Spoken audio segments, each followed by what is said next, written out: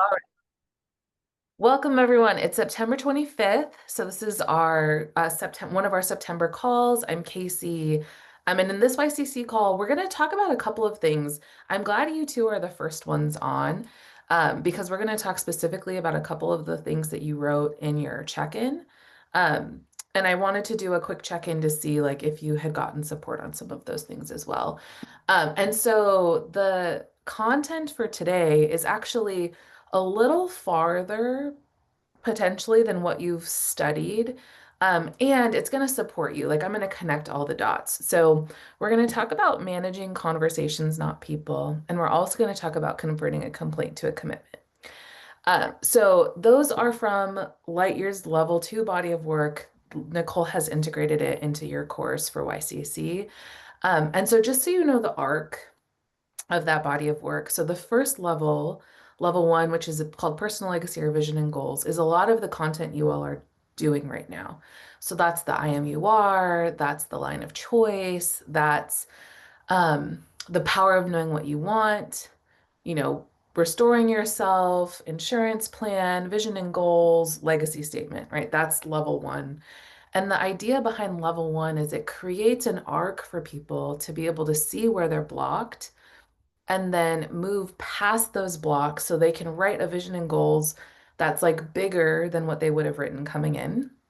And it also gives people a place to take back the authority in their life.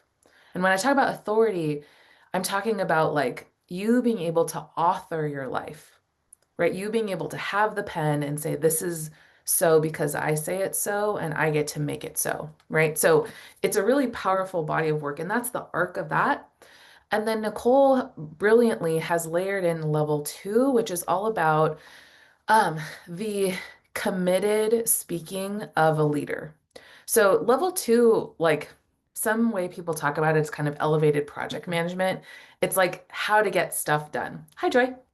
And so level two is a lot about communication. So you may have started to look at some of that content, but it's really about, how do we say what we mean, do what we're going to say, use our words really powerfully to generate success in the projects that we're a part of. So it's an amazing complement to the vision and goals, right? Because now you have a vision, and then level two is all about how do you make that happen and how do you do your life with the people around you, right, in partnership. So from that body of work, hi Joy, we're going to talk about again converting complaints into a commitment and then also potentially managing conversations because I think that'll help Diana with some of what you pointed to in your check-in from last week.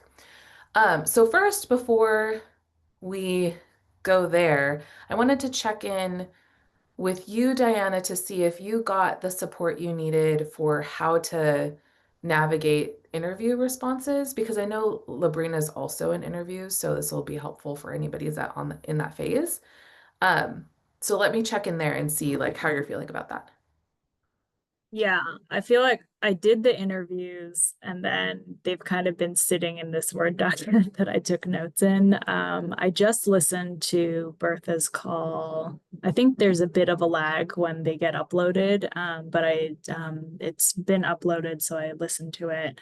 Um, and I guess I'd be interested to hear I know Joy, you kind of had put that into AI to kind of summarize things for you, but like if I don't know if maybe, well, I guess Gloria, you're also still kind of doing your interviews as well. But in terms of if anyone else has like tried synthesizing things and just looking at patterns or how else you guys have done that. Yeah. Yeah, so let's crowdsource a little bit. Like, how did you all interact with the interviews, and how did you get from doing the interviews to the taking the upgrade assignment? Like, how did you bridge that for yourself? Because that's really where a lot of the power is, Diana. So I want to make sure we can make that leap together. So, how did y'all like synthesize the interviews or understand them? I don't even necessarily think you have to synthesize them. I think you can take them each as individual pieces of data. And like if you did synthesize them, how did you do that? There's someone back there. Yeah. So let's hear from a couple people because I know you all are, Gloria and Labrina are in the interviews and Joy has completed them. I'm still only at two. I keep on having them rescheduled. But with the two, it was pretty easy to see the themes. Okay. So that helped. They've been consistent so far, I would say overall. Okay, good. Okay, good. So for some, it's consistent. That does happen. Um, Carol, hi. We're talking about like how to interact with the interviews. Like once you've done them and you have this data, you have this information, like what what do you do with it? Right. Um, yeah, Joy, did you or Labrina, did either of you want to share? Oh, I actually just finished mine the other day, and I'm Yay. working on that, looking at what's and trying to make sense of it. I did take a swap over different people. Like I had my family, my husband, and my two sons. So I figured those would be kind of more personal and biased in that direction, right? And then I did one of my coworkers or colleagues that I've known for a while. We've done some personal stuff, and I got that perspective. And then I finally did my friend that I was talking about that we do some ministry stuff together. Well, Hmm. that was challenging. Um, and and I did another person on top of that, or two other people. So I kind of have a like wide range of perspective and people who know me very well and people who don't, or just recently been working with. So yeah, I'm not too sure what to do with that. That's where I'm at. So this is Yeah. good. Okay, good. Okay, perfect. And then Joy, Happy did you? to, Yeah. yeah, I'm happy to share a little bit as well. It might be easier if I just screen share like my notes. I'm like a very like Sure. systematic kind of person. So this is just like how I approached it. Oh, sharing is not turned on. I don't Okay. know if it will work if I send a request because I know this is Oh Nicole's. yeah, allow. Okay, let me try again. Okay, great.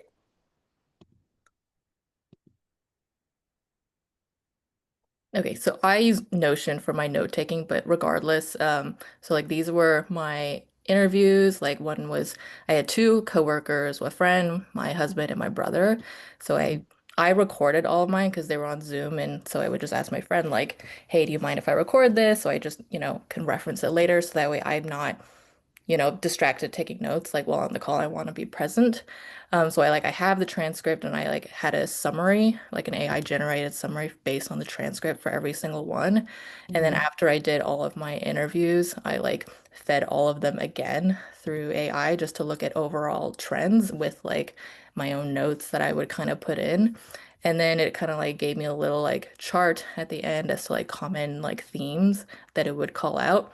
Some of which I was kind of like, yes, like these are things like I might already know, and some of which Mhm. is like, okay, like that's sort of interesting that like, for instance, one part of me is like I know my husband would know, but I didn't know like my coworkers would like also see it. Mhm. So those were just kind of like interesting call outs. And I kind of fed it through a few times and I would like have this back and forth conversation and be like, can you like synthesize like these themes and like what are like some overall call outs or things I may not like be aware of or that kind of things. And that's just sort of like me chatting with AI just to like because I don't want to do the work of going through all the transcripts. Like this is just my way of expediting it.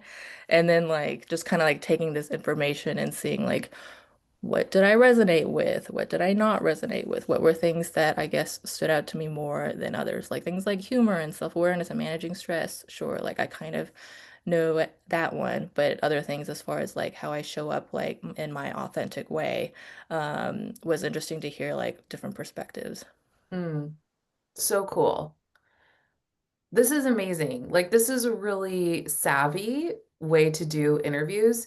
If you all didn't do any of this, it's also great, I right? also kind of do It's, this for my job, so that's why. I mean, it's beautiful. Like, it's top tier beautiful. Like, and, so for those of you who just took hand notes or, just like jotted a couple of things down, typed a couple of things, like, You can also do a lot of that connecting the dots on your own.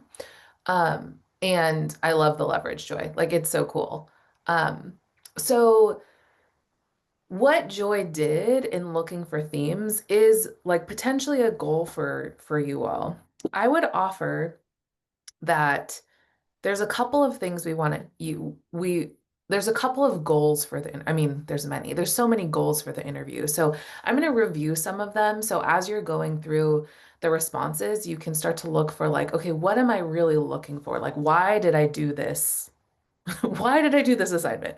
Right? Okay, so some of the goals for interviews. One is you're beginning to gather the community of people that are going to stand for your vision and goals.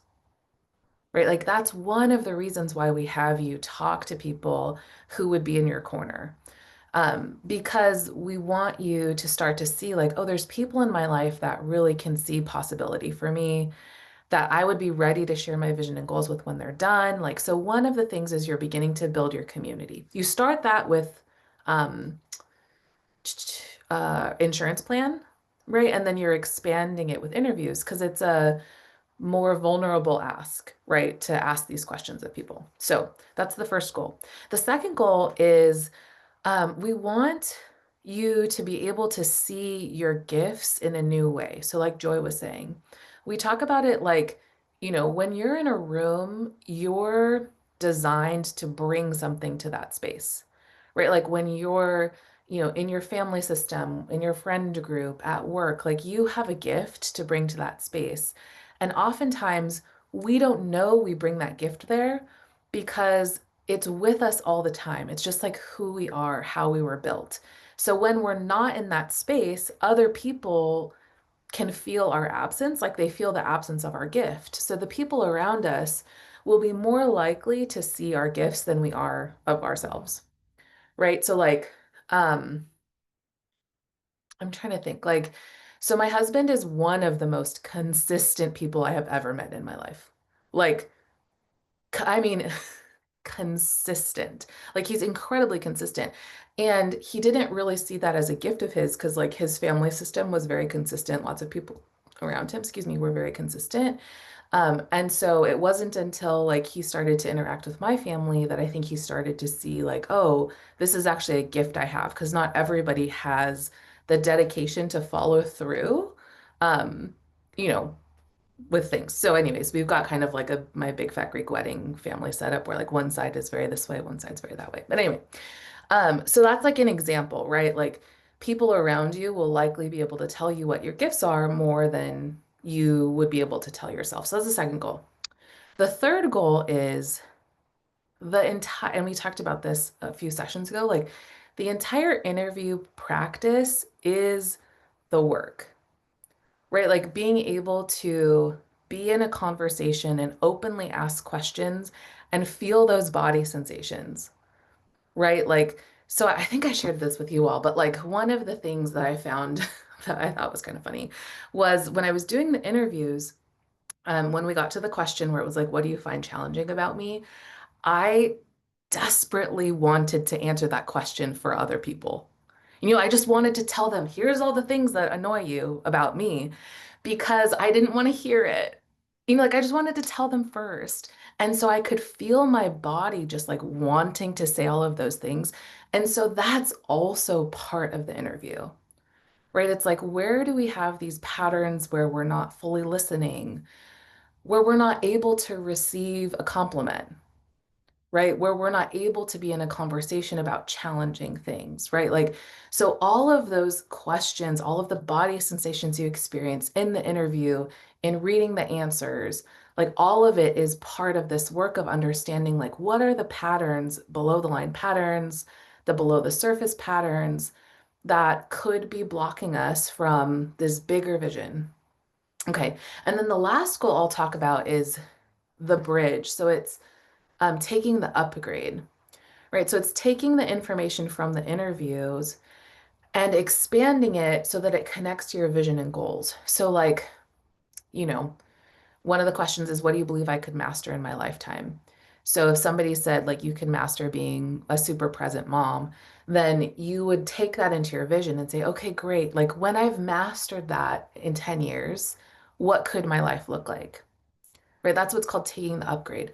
The other one is like another way to take the upgrade would be to to look at the hole in the pocket. The where do you see me lose power question.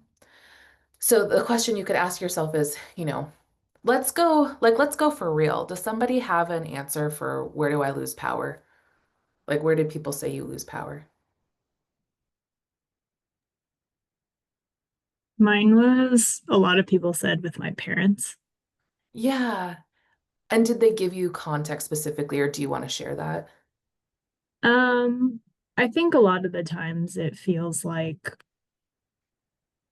it's just kind of that clash between growing up in Western society and being independent and being like, well, now I'm 36 years old and I don't need you to tell me to tie my shoelaces and put on a jacket.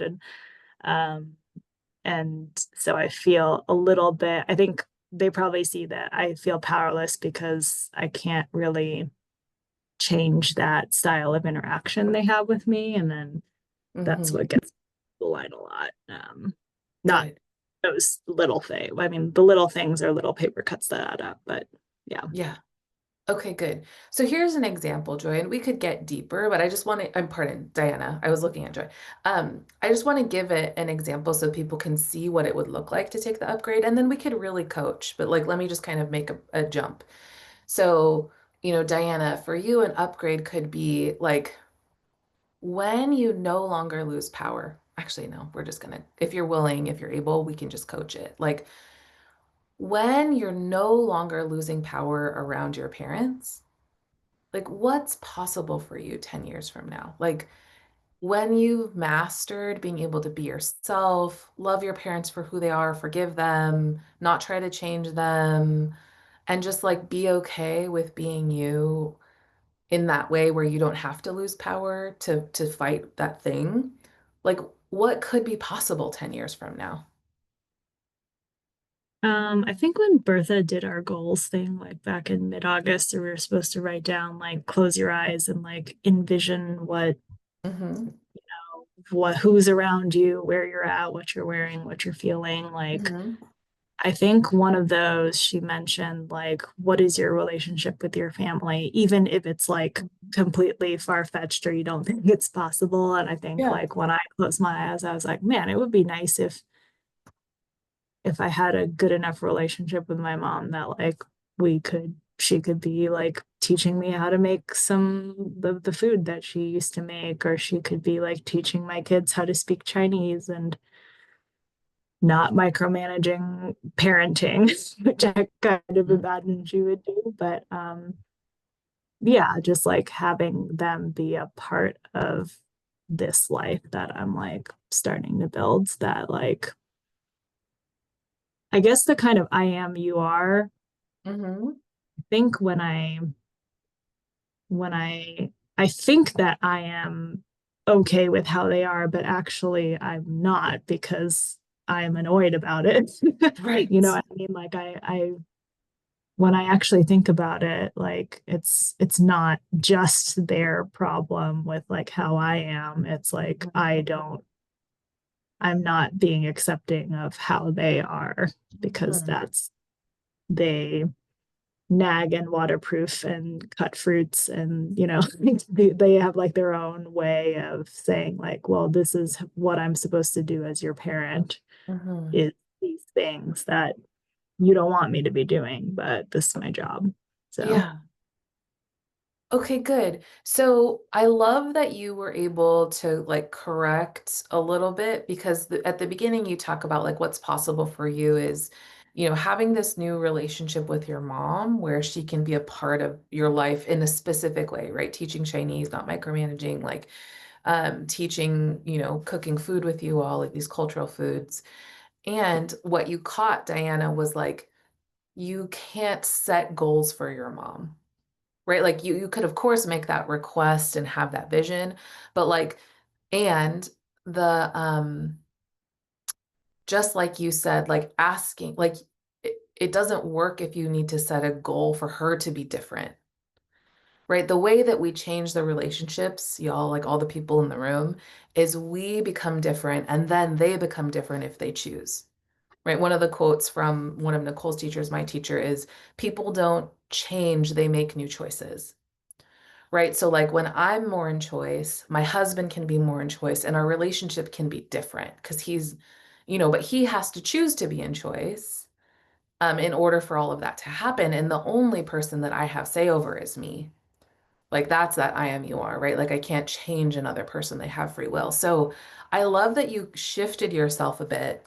So I'm going to ask the question again. Like when you don't lose power with your parents, what's possible for you, not just in your relationship with them, but like where we are one place is where we are everywhere, right, y'all? Like that's part of integrity. So like even if it just shows up little places, like when you don't lose power there and feel like you have to fight that thing and kind of rebel, like how could you be spending that energy or like what's possible for you when you don't no longer lose power there?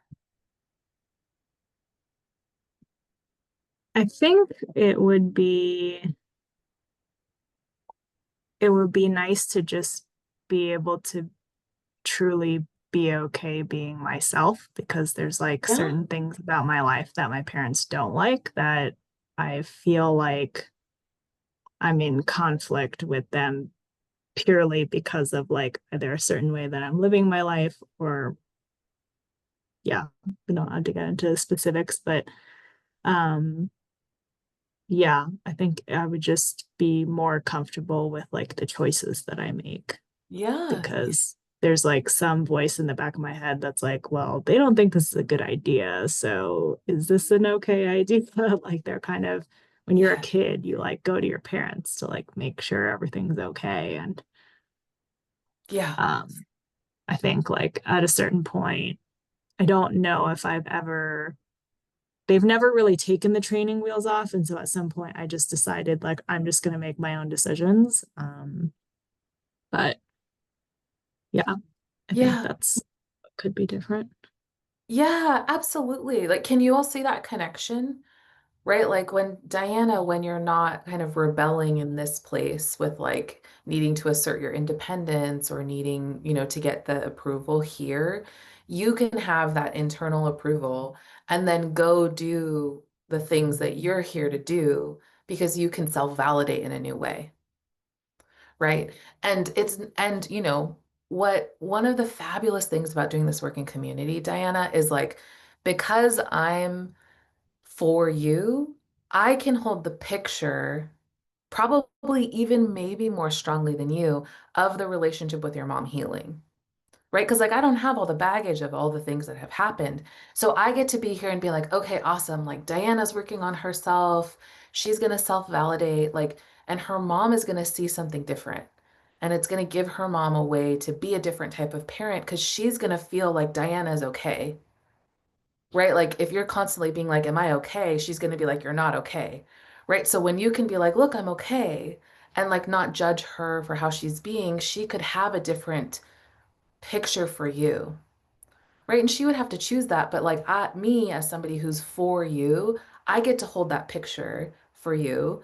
And then you get to go do this thing, right? Whatever that is 10 years from now, have that vision of your mom teaching Chinese and cooking those delicious foods and like really see yourself being able to have the mastery of self-validation, right? So that you don't need the approval of other people to do the thing that you know how to do. Like, so can you see how that's like taking the upgrade from an interview? Yeah. Okay. Does that make sense for other people who are in the interview space too? Like, oh, okay, I can take this one question, look for some themes, and then make an upgrade from there. Yeah.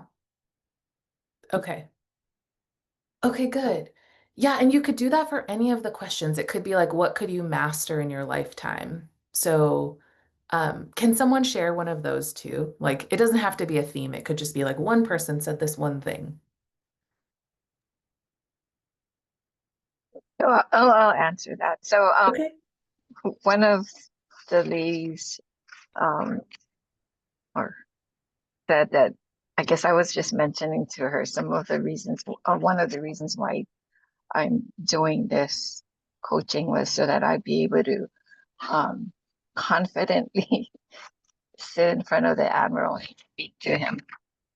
Mm, And she laughed when we got to this part. She said that was her hope for me, mm, that I'd be able to master that and be able to just sit with him in confidence.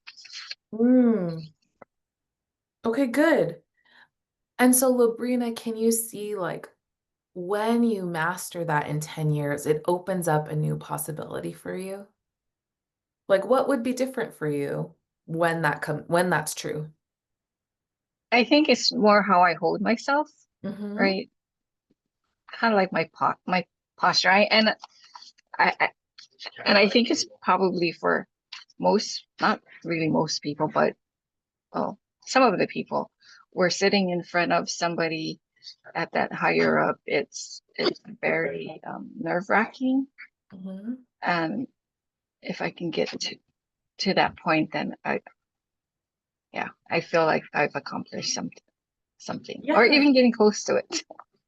Yeah. Well, I can see you doing that. Um, what, so when you're able to have that confidence, Labrina, and sit in front of the Admiral, speak to him confidently, have that posture, like what's possible for you in other places in your life? Yeah, I think it's a ripple effect, right? It'll Mhm. show up in other places, and I guess it'll probably show up in other places first, and Mm, then in this area. okay. Okay, good. So for both of you, like when you go to your vision, start to look for, Labrina, where you've um expressed incredible confidence in yourself, right? Like how does that show up in your vision? Is it leading teams? Is it being like quietly being a mentor, right? Confidence can look different for every person. Um, so like what does it look like in your vision when you've mastered expressing that confidence? And it's probably just like you're saying, right? Being able to lead teams Mm-hmm. um, with more confidence, or even just somebody actually said that they can see me being like being able to mentor others. Mm-hmm. Yeah, great.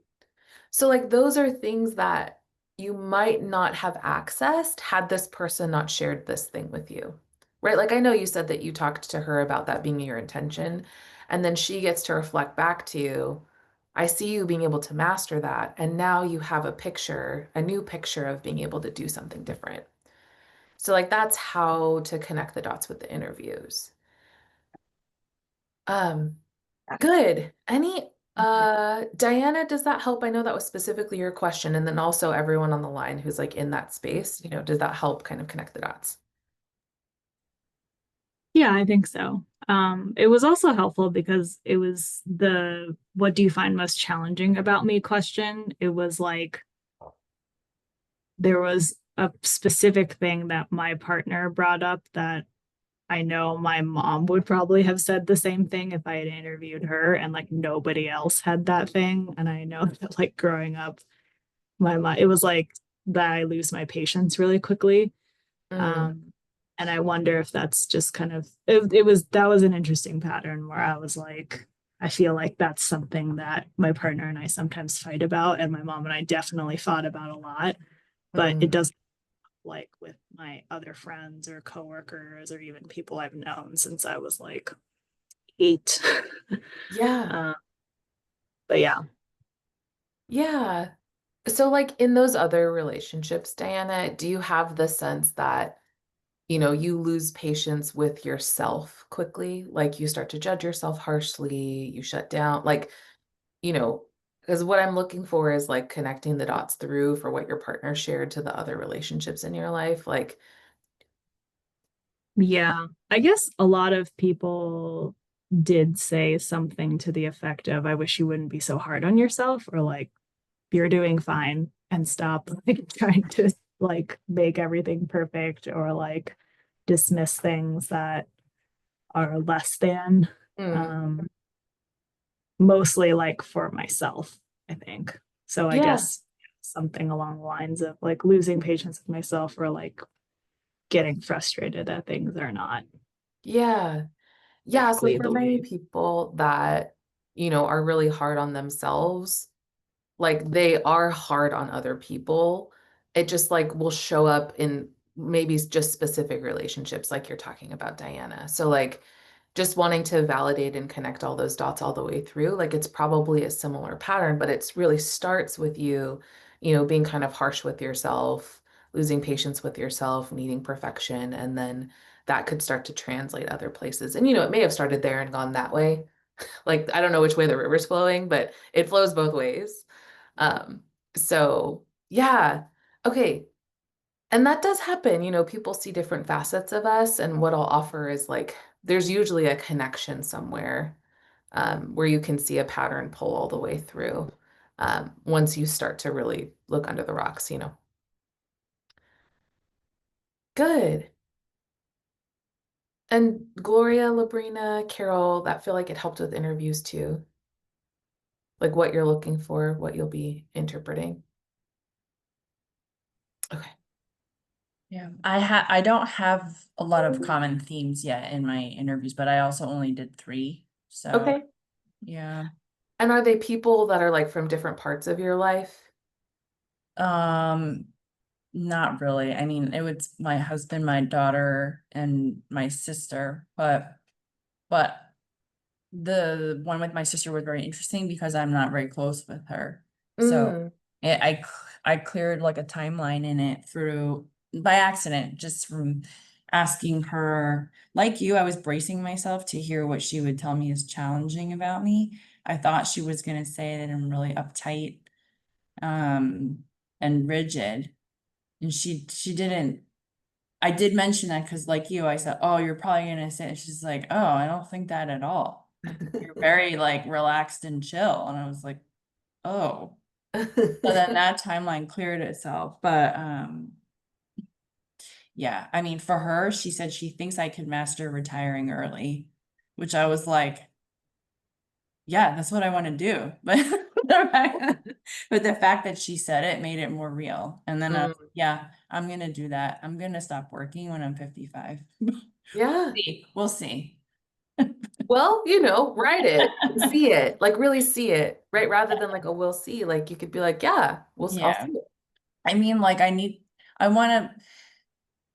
health insurance, but yeah, like if I can like not have to work hard anymore, or like a very corporate job, then Move to your, Gloria says move to Europe. yeah. Um, okay, good. Your sister feels like the scariest one too. Yeah, my sister, I didn't even do my first round of interview. I did my sister the second time I did this course. So if you didn't choose your sister, that's okay.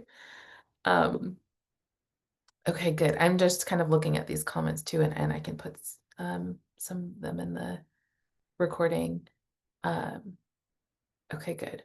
Okay, good, beautiful. Yeah, people getting inspired by each other to have you, yeah, you can use, I know I joked, like, don't use this interview to like track down your Uncle Buck who you've disowned and like, and like, yeah, it can really open up vulnerable conversations if that's what you want to do. First, please go to the people who are going to be rooting for you. Go to those 5 first. And then choose the people that are like, oh, maybe, I haven't talked to them in a while. This could open a door. I just want to like, as somebody who's in your front row wants you to be successful, like choose people that are gonna really love you out loud, because that's part of it too. Was anybody just like super squirmy with when you asked people what they appreciated about you? Was anyone just like, I'd rather you not even answer that question? No, just me. I hated that question. I was just like, It ugh. was, yeah, it was pretty uncomfortable, but I was kind of surprised that like one or two people like mentioned something from so long ago that like I didn't even remember telling them. And they were like, "Do you remember like sophomore year? Like we were sitting on the bed and you said this about like, I don't know, everything in moderation in life in terms of like work and play and like that." I was like, "Yeah, I get." And she's like, "And you just live that like really well." And I was like, "Wow, I didn't even remember that." But it's, I don't know, it's nice hearing like, I think as you said, like what people take from you or like what people's interpretation of you. Yeah. Okay. Okay, good. So that's the interviews. If you all have more questions, please let us know. And I want to connect the dots for converting a complaint to a commitment. So this was something, Labrina, you brought up in your check-in from this past week. Um, so you said, so you said that you've looked at converting complaints into commitments. Can you get more examples or point to the replay? So as far as the replays go, I don't have access to those or what's on those. So I can ask the team to do that. Um, just really quick, so I'm in integrity, let me write a note to myself right now. Ask for a replay on converting complaints. So there may be like, yeah, we'll take a look at that so you can see a replay, and we can also talk about it now. So if you all haven't gotten to this phase yet, there's a tool that we have called converting complaints to commitments. And the idea is that like people only complain about things that they care about, right? So like complaints can be annoying, frustrating. And when we start to listen to them from this lens of like, oh, they really care about this thing, it actually changes how we can be a leader of listening, right? Like it changes the way that we can interact with people, and it changes what comes out of our mouth, right? So, you know, the example that is in the video is, I don't complain about the traffic in Houston because I don't care about the traffic in Houston. I don't live there. I mean, maybe I care a little bit about pollution and global warming, but like, I don't complain about Houston because I don't live there, right? It's not that important to me. The things I complain about are the dishes in the sink, not getting enough sleep, so let's start with those two. And so when I'm able to start to connect complaints to caring, then I can listen for like, what's the thing that this person really cares about? Right? So for me, if I'm complaining about dishes in the sink, what I really care about is order. Like I really care about order, cleanliness. I care about also efficiency. So like some of the things that I love are like when I go to cook, I want the kitchen to already be clean. So if all of the dishes are in the sink and I go like from the day and I go to cook dinner, it's like now I have to wash all the dishes, clean the sink before I can even like get to chopping the lettuce, right? So what I really care about is efficiency. And the reason that I care about that is because I want to spend more happy time with my family. Right. So like if we have a system where the dishes get put away throughout the day, then I am able to have this commitment to happy time with my family, efficiency, cleanliness, effectiveness. Right. So that's an example of like how complaints and caring or commitment are connected. Now, the converting is in the listening. So it's usually less about me complaining about something and more about me hearing someone complain. So why don't one of you complain to me about something that actually really matters, like a real thing? What's something where you're just like, oh God, Casey, I just don't want to be negative, but I got to say this thing.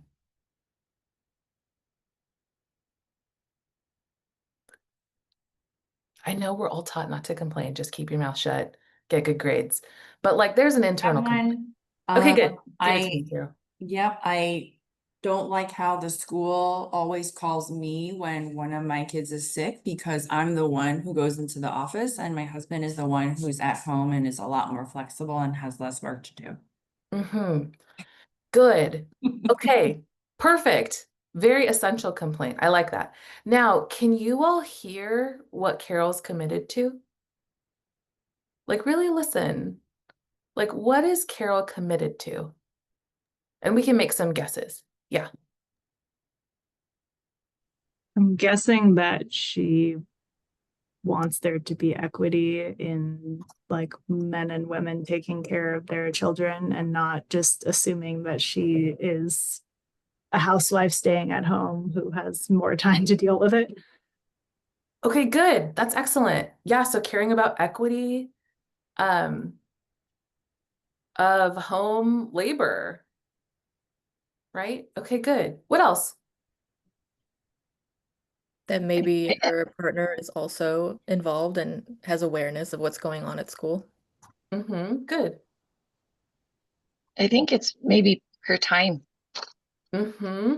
her being able to even be able to go home and spend time with her kids. Possibly. What I heard when you said time, Labrina, it's like, why are you calling me? It's a waste of time. Like, call him. He's the one that's home, right? Like, also that time, maybe. Okay, Yeah, good. so that's part of it, right? But and then I guess it's well, I'm tying it to a value that she has, right? That Mm. she talks about being able to spend that quality time with them. So Yeah. Um, okay, good. Gloria? I think the three are pretty accurate. I don't know, maybe like the nuanced view of like equity and feminism is like, yeah, I guess like a fairness, like not being exposed to like bias and judgment. And then like similar to time, I would say like efficiency as well. Like sometimes I imagine the feeling is like, can you guys just be competent and like see like the pattern by now? I'm sure you've already told them. Yeah, or like please don't call me. Call the first number that we list. The Yeah. first one is there for a reason. Right. It's like, I did the work you told me to do. Why don't you do the thing that makes the most sense? Right. So, like that competence piece. Totally. Okay. Good. So one way that we can help convert a complaint into a commitment. Now, this is something, the person would need to be open to doing, but like, here's what it could sound like. Carol, I totally get it. Like, that sounds really frustrating. What I hear is that, you know, you could be really committed to, competency, making sure that, they're not wasting your time, that they're understanding that you filled out the form, and you're probably also really committed to, equity of home labor, like efficiency. Your husband is the one that's at home, like you're at work. You have this goal to retire early. How are you going to retire early if they're calling you to pick up your kids every 5 minutes? Like that sounds like those things are really important to you. So what can I do to support you in that commitment? Right? Like that's something you could play with. But like, yeah, Carol, like what would really support that commitment you have to being able to focus in your day, have your husband do the thing he's committed to doing, which is caring for your kids, have the school call the right number. Like what could you do or what could support you in that commitment? You're asking me,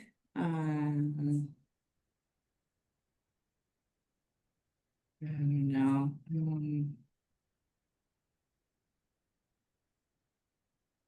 I don't know. It's probably like a mindset shift though with my husband too, because I definitely work too much. So it's not like if I had less work, then I should take on more homework or household stuff. Um, I don't know. I think I'm just getting like confused. Because he Okay. actually does have a lot more free time. He does.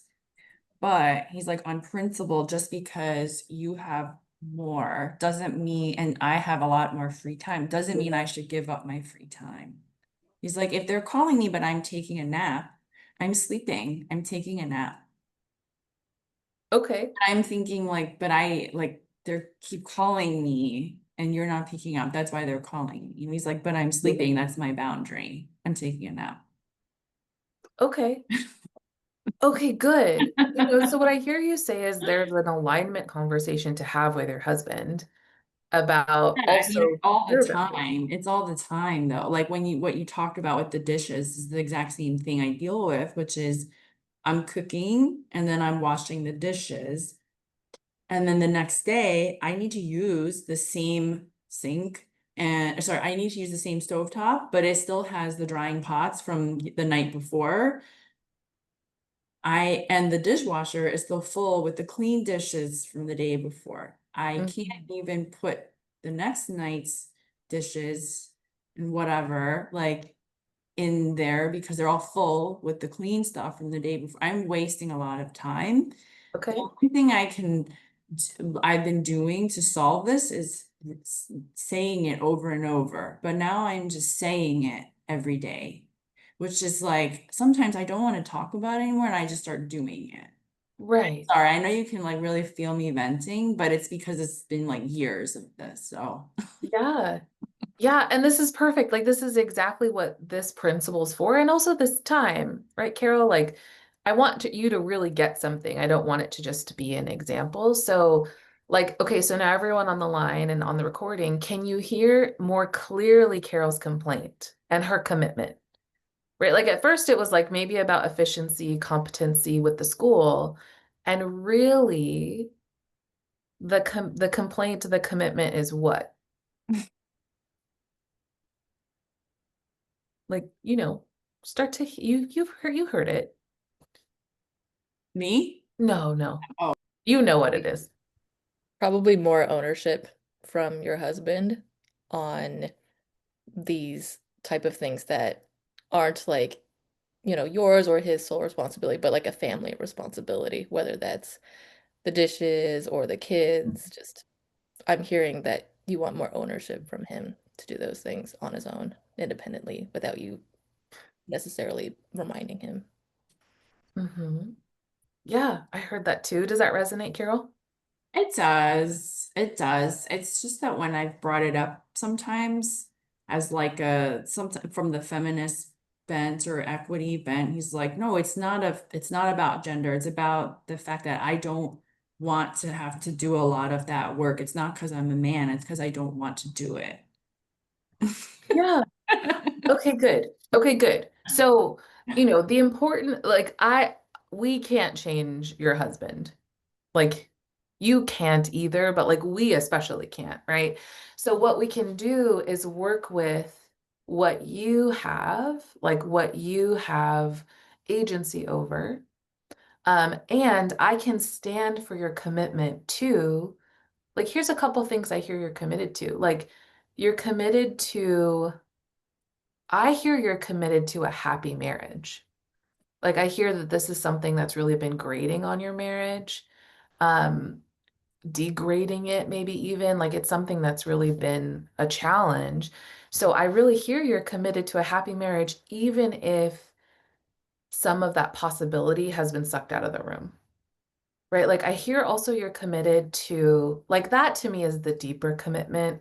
I also hear you're committed to him valuing you and your contribution by doing some of the work that's everyone's responsibility.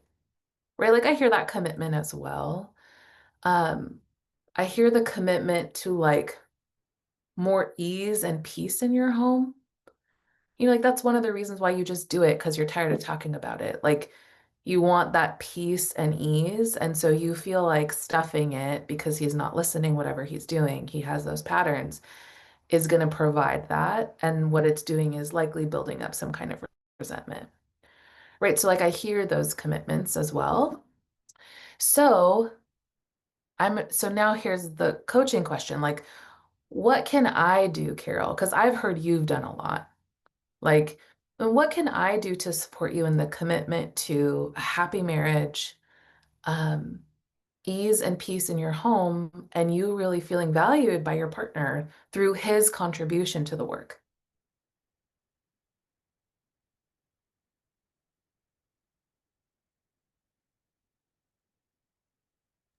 I don't know. I mean, like sometimes I put that I did the laundry or folded it, and then you guys say good job. Yeah. But I don't know, but I'm also like pushing back in a different way, which is by just not doing it. Yeah. Like sometimes, because there are certain days of the week that like there needs to be a clean soccer uniform. Because my husband's like the coach, and then my son is one of the students. And so now instead of folding the whole pile of laundry that the soccer stuff is in, I'll still run the machine, but I'm like, when my husband's like, "Where's the soccer stuff?" I'm like, "It's in the dryer. You can go fish it out of there." Mm-hmm. Okay, good. So the first thing is, what we can do is really validate Carol. Like, now I know we talked to Diana about self-validation, and that's important. And one of the ways that we learn how to do things is by watching other people do it, hearing other people do it. That's just one of the ways we learn how to do anything, right? Ride a bike, da da da. Okay. It's one of the ways you can learn. So here is what I'm going to do. I'm just going to do what you asked me to do, right? Which is like really what you wish your husband would do. So like, I'm not putting him down. I'm just saying like, let's just do what you ask. So Carol, I want to thank you for all of the work that you do that you feel is underappreciated, especially in your home. Like, I want to thank you for knowing your kids' schedules, for knowing when the soccer uniform needs to be washed, for throwing it in the wash even when you're frustrated and tired and it's the end of a long day. I want to thank you for cooking meals for your family that lead to dishes in the sink and pots that build up because, you obviously care about nutrition and food for your family. I want to thank you for really intentionally working to have that conversation with your husband. Like it sounds like it's been a long road and that there's been a lot of resistance. And I want to acknowledge that, like, that takes heart, like, that takes guts, that takes effort. Um, because, things don't change unless people do something different. And so I hear that you've really been at the forefront of positive change and momentum in your family. And I want to appreciate that. I want to acknowledge that that can feel lonely, and we're really here um, to let you know that all of that matters, even if he doesn't acknowledge it. Like it's not actually even him. It's some, lower personality pattern he has. It's something that he learned from someone else, right? Like it's not even him. And so I just want to acknowledge you for continuing to um, care for yourself by setting boundaries, care for your family by doing the things that need to be done, and telling us here today so that we could all learn together. Did you let any of that in? Yeah. Like 12%? Yeah, of course. No, of course. Um, okay. So like that's one of the things we can do to help convert a complaint into a commitment, right? We can listen to the complaint, connect it to a commitment, and then ask a question so that that person has even a sliver more possibility than they did going in, right? Other things, Carol, we could do, which we wouldn't necessarily need to do today, but here's other things we could do, right? We could make a list of all of the things you could do to help that shift in your house, right? Like we call this depth and imagination. This is also part of that phase where you're learning about the cycles of success. We could have like we could just set a timer and list 100 different ways you could shift that dynamic in your house, right? So that's like where we start to expand possibility as well. We could role play a conversation, right? Like if you were like, yeah, I'm really committed to having this conversation, but I'm like, I already have an anti-vision that it's going to go terribly. Then it's like, okay, great, let's role play it and like see. Um, so those are some other things we could do to help support a commitment from this conversation. Um, I'd love to hear from a couple people, like, what did you get from that in understanding the concept? Like, just like give some feedback.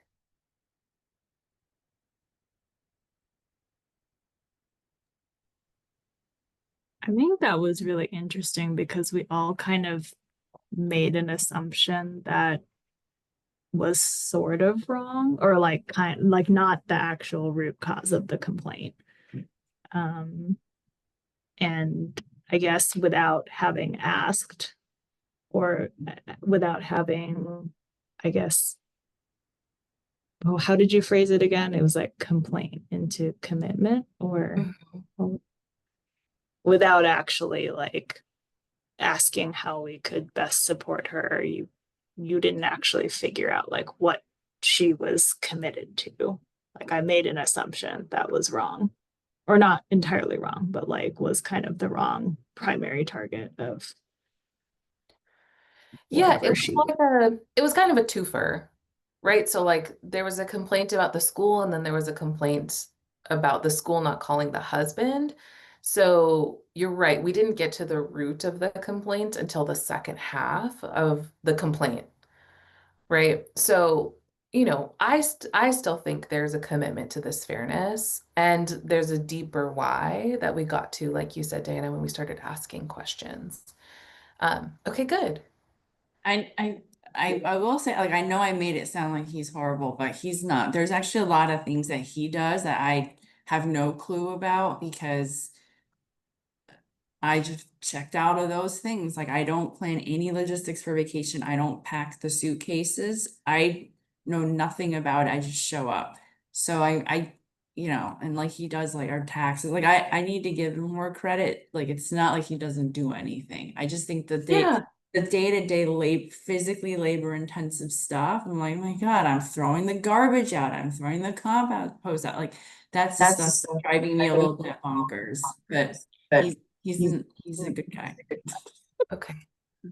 Yeah, you know what, y'all, like all of the conversations we have here are one-sided, right? Like they're all one-sided. I know the people in your life are more multidimensional, right? Like I know your parents are more than the things that you've brought up in this course. And like what we're here to do is coach your perception also of what's happening, right? Like so it's okay to let this be a little bit one-sided so that you could start to look at, what's your relationship to the complaint.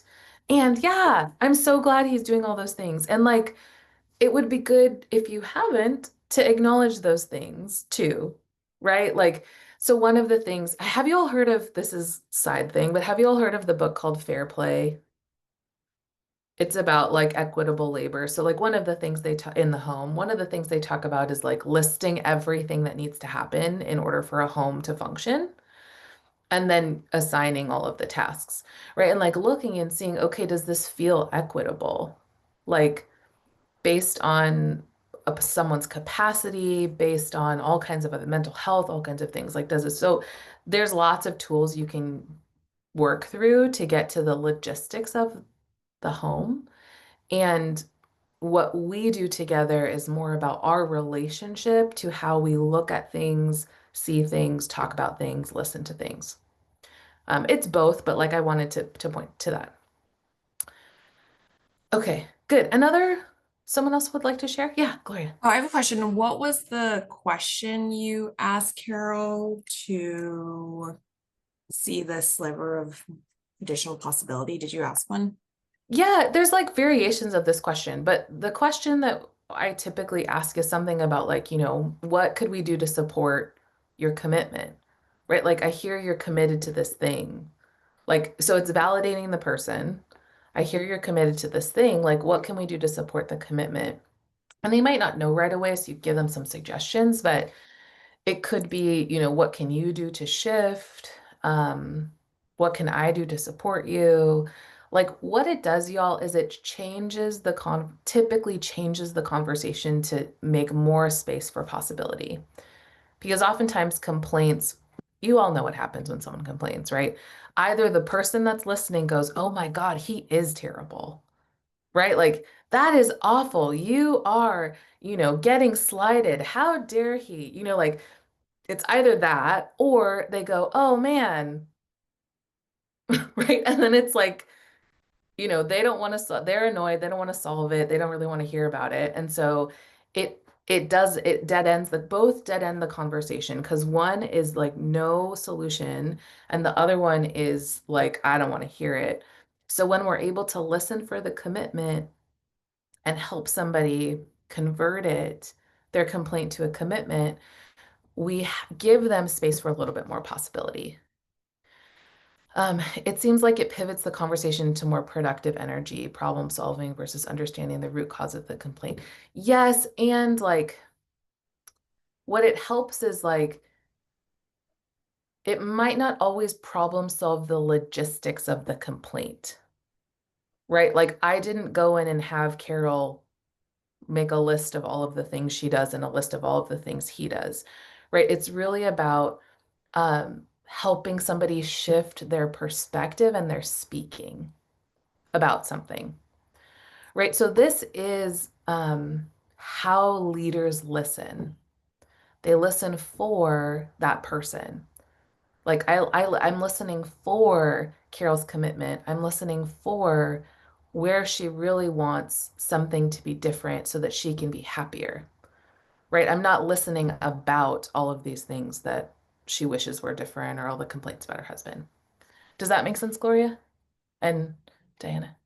Yeah, I mean, I think to what you clarified with Diana's comment, what Joy just said, because I was gonna say sometimes I run the bad habit of trying to like problem solve, but it's like this isn't. There's that if used correctly. Yeah. Yeah, it's like another thing to do, right? Like, especially, when people tend to be a fixer, be a helper, like it can be People easy. don't want that. Some people just want to like be heard. Yeah. Yeah, it's a way of hearing people more powerfully. That's such a good way of talking about it. Um, can you do this on yourself? Yes. Right? So like I just did with the dishes, like what am I committed to? Oh, I'm committed to these things.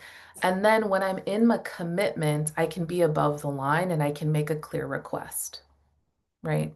So when I'm in complaint, I'm often in reaction. So bringing it back to level 1 content. And so can you imagine how different the conversations would be if I walk in and the dishes are in the sink and I go straight to, why are the dishes in the sink? You know I have to cook dinner. Like this is so annoying. Versus me being able to complain internally, convert it to a commitment, be like, I'm committed to this, cleanliness, efficiency, and having more time with my family. And then I could make a request and say, which I've done, hey, John, when you all are done with lunch, can you please put the dishes in the dishwasher? Because when I come downstairs, I want to be able to just start cooking so we can have dinner faster so that we can spend more time together after dinner as a family, right? Like different ways of having a conversation because converting a complaint to a commitment will often help the individual restore themselves. Yeah. Okay, good. And for the recording, Diana said this seems like it would be a good tool to stay above the line. Yeah, that's like the dots that I just connected on before I read your chat. Other questions or things about converting complaint to commitment? I know Labrina just stepped out, so we can ask her again when she comes back because that was one of her questions. Hi. No, I'm good. That was good. That Okay. helped. Okay, I was good. putting it to practice. Okay, good. Yeah, totally. All of it's a practice. Um, okay, so we still have some time. Do you all want to? We have two options here. We could start talking about manage conversations, not people, which is about how to, um, it's how to move through projects in your life without kind of getting annoyed at people. So that's one thing we could do. The other thing we could do is send you out into breakout rooms so you all can have a chance to connect with each other. Talk about what we just talked about, talk about what you're working on, talk about a win for the week. We can also do that all together. Can I have some like input? What do you all want to do? Do you want to do more content or do you want to connect with each other? Would we cover the topic later if we don't do it now? Yeah, totally. It's like down a ways in phases. It's just that I felt like it was coming up with people having tough conversations.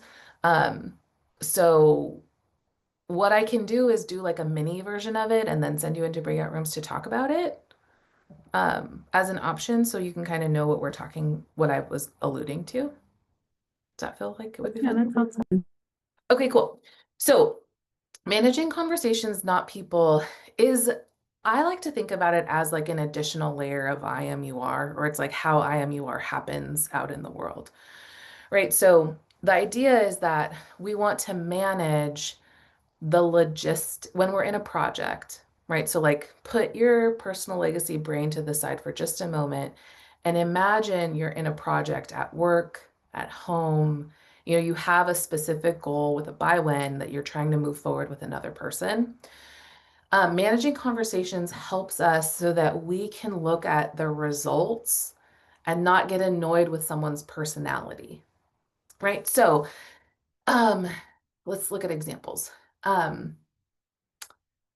When we are managing a conversation, as leaders, we're talking about the results and the data rather than making a judgment about someone else. So, for example, um, managing conversations is a lot about making clear promises and requests so that people can stay in integrity. So, a clear request is I request X by time Y. Request. Okay. So, in my example with the dishes, right, I've asked my husband, hey, on a daily basis, can you please get the dishes in the dishwasher by lunchtime? So when I go downstairs, I'm able to do this thing, right? If I just told him, hey, can you put away the dishes? He doesn't know when, right? So clear requests really set people up for completion, right? Like it sets them up to win when we can really give them a clear request. Now, a clear response or a committed response, there's 4 of them. Okay, so committed responses. One is yes, right? So he can say, yeah, Casey, I can do that. One is no, period, right? I know that makes all of us uncomfortable, but a committed response can just be no, no explanation, just like no. Okay. Another committed response is called a counter offer. And this is kind of what he did.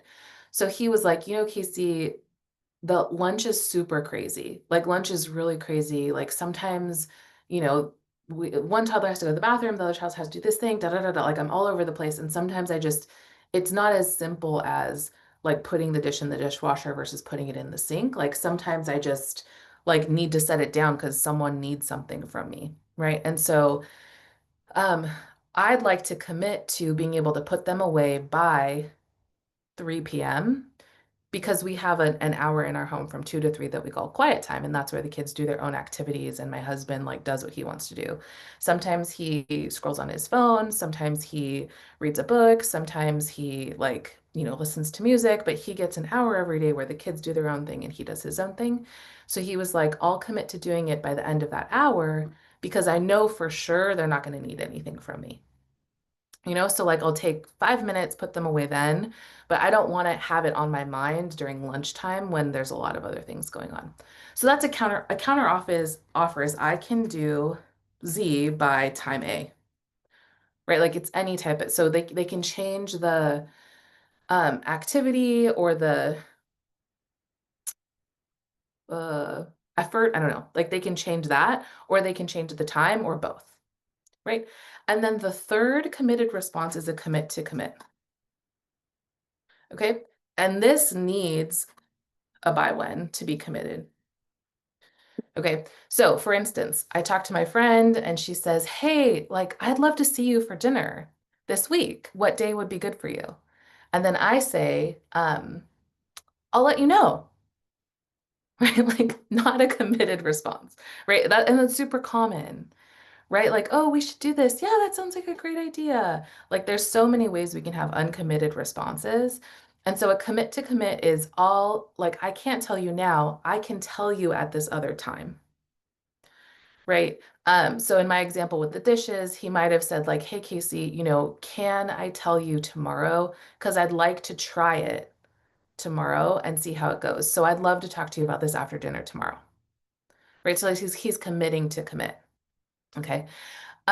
So what are some uncommitted responses that you have done or have heard, right? One is like, sure, like, sure could be yes, but one is like, oh, I'll get back to you. One is maybe, right? Can you do this by this? Maybe. I'll try. Those are all uncommitted responses. What are some of the ones that you all know? Something that's not one of these four.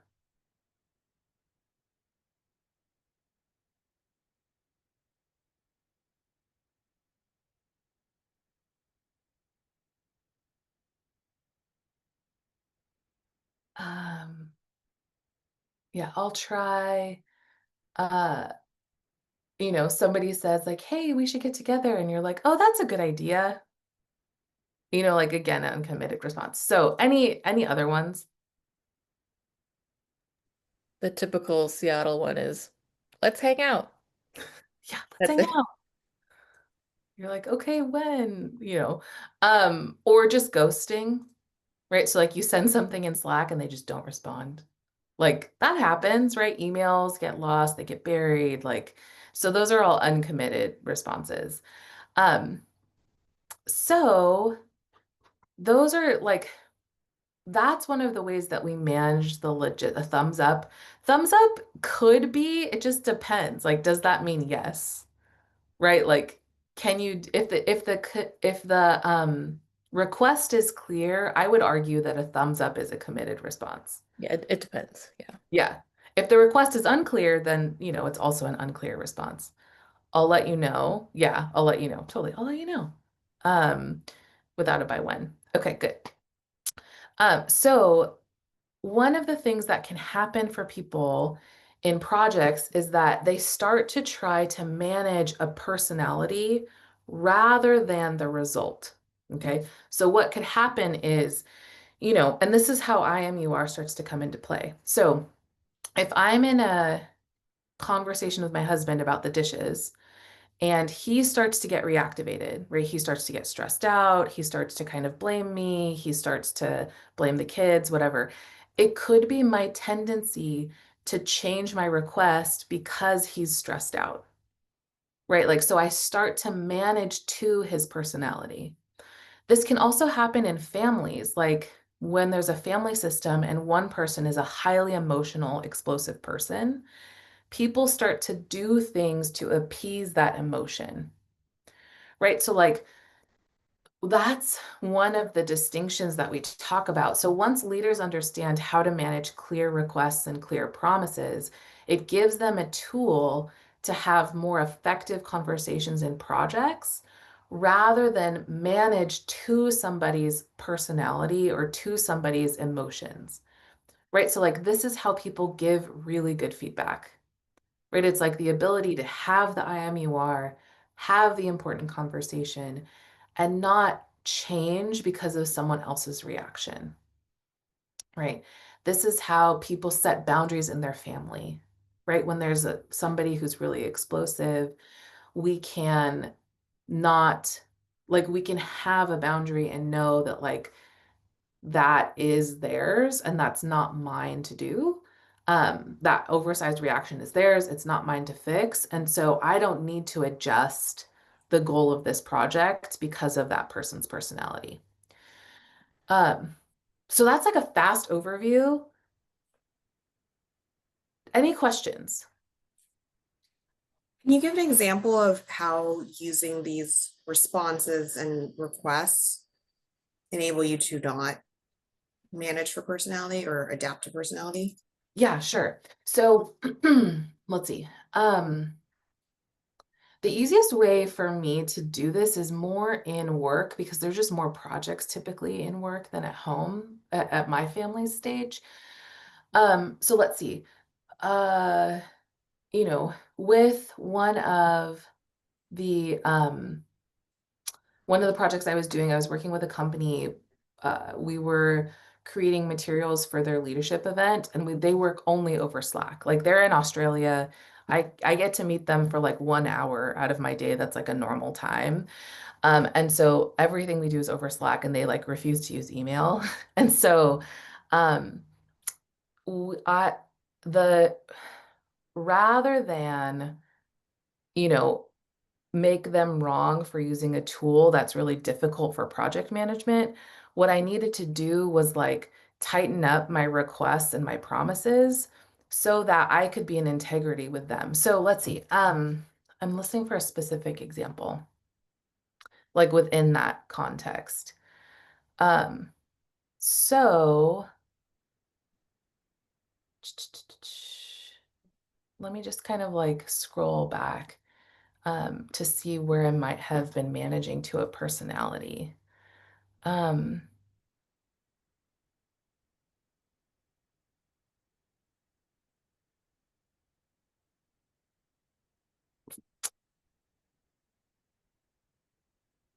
let me see. I've been doing this clear promises and requests for quite some time, and so things tend to be a little bit more tight in the projects out in on my work end. Um, let's see. So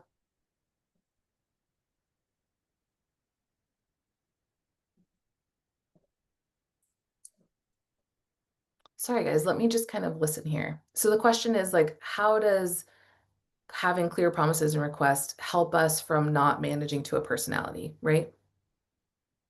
Okay, so I'll kind of talk about it broadly and then see if I can listen for an example because I'm having kind of a hard time finding one. So what happens in most projects is that there's unclear promises and requests. And so people are often easily out of integrity, right? So like, you know, somebody says, "Hey, I need this spreadsheet." And they send it to Joy over Slack, and Joy doesn't know when, and so she doesn't know when it's like she doesn't know how to prioritize it. So it could be easily, I don't want to use you, Joy, I would rather use me. Like if my boss sent like a request to me without a by when, it could be something that could easily roll, right? Like I don't know how important it is to her. I don't know like when she needs it. She's just like, "Oh yeah, can you get me this spreadsheet soon?" Like it could be easy for me to be out of integrity with what she wants because I don't exactly know what it is. So So then, it's like preventative. Oh, sorry. yeah. So what starts to Okay. happen in relationships is like she could start to judge me for not doing the work in the time that she thinks it should be done, but I don't know that. Right. So then she and I could start to have a dynamic where like maybe she's mad at me, but like, and so I then, try to scramble to get everything done for her, but then I deprioritize things I should be doing. And the managing personalities part comes in when we start to do things because we're trying to manage someone else's reaction, right? Like I'm trying to manage that person's reaction or they're trying to manage my reaction. So the reason why the promises and the requests, the clear communication is really important is because, like you said, Gloria, it's preventative. Like it helps us to just look at data, look at dates, look at results instead of start to make all of these judgments about what's happening. I know that was an example, but is that kind of clearer? Yeah, I can see examples in my own life. Okay, great. Okay, perfect.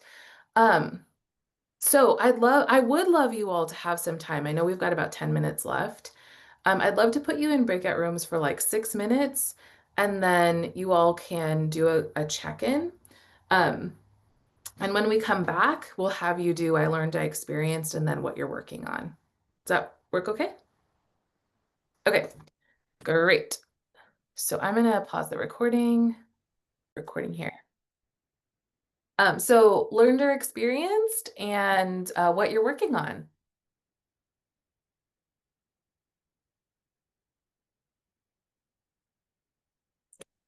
I learned how to make clear requests and also clear promises, continuing to work on interviews, and watching videos.